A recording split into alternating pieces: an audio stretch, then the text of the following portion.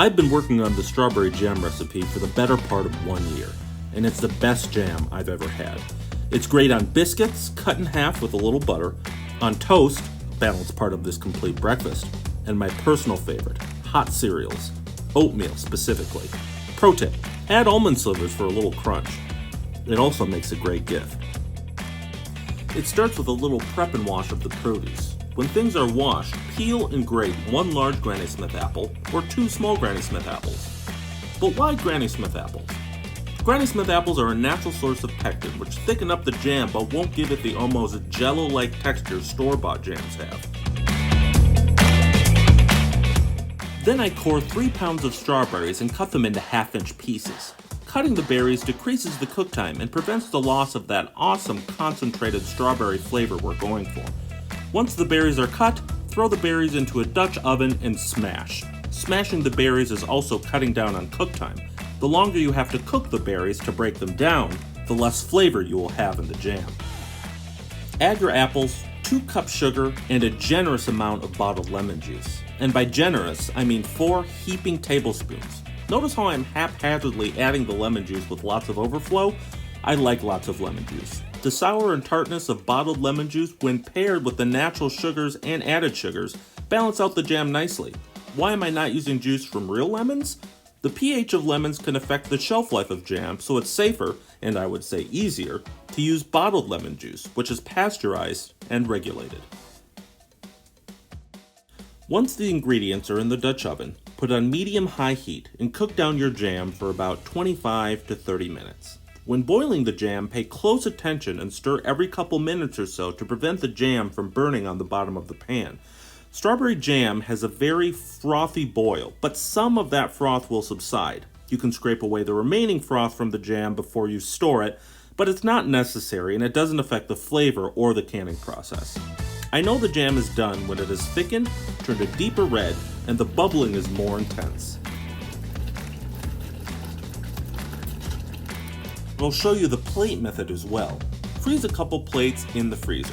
Put the jam on the plate.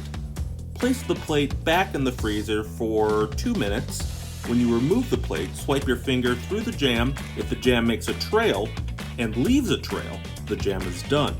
You're basically supercooling the jam to give you a good idea of what the consistency of the jam will be when it's fully cooled.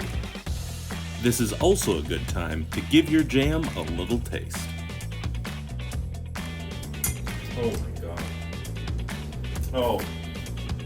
Some people sanitize their lids and jars in boiling water prior to putting the jam in the jars. You do not need to do this. According to the National Center for Home Food Preservation, when the process time for canning food is 10 minutes or more at 0 to 1,000 feet elevation, the jars will be sterilized during the processing in the canner. Therefore, when process times are 10 minutes or more at this altitude, pre-sterilization of jars is not needed.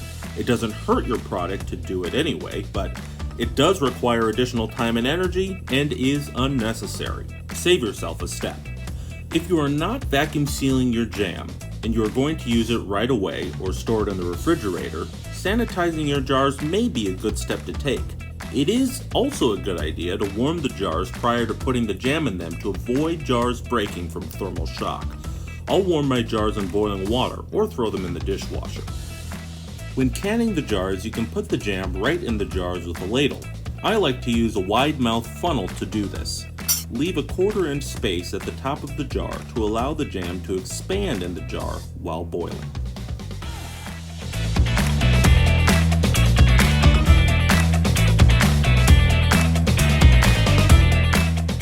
Once the jars are filled, it's time to put the lids on. Fingertip tight is important. We want the lids loose to allow air to escape while the jars are boiling. I like to twist semi-tight and then loosen the lid slightly, like so.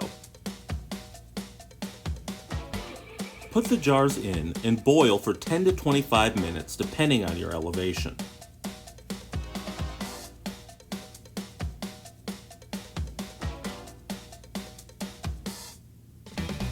Turn off the heat and let the jars sit in the pot for 5 minutes.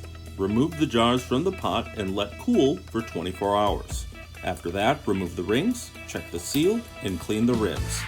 Sealed jars can be stored up to 1 year, but I like to use mine up within 6 months, and I keep them stored in the refrigerator just to be safe. It's a great idea to label your jam as well with a date and type. My buddy and his special lady friend made me these labels. Link to his channel below.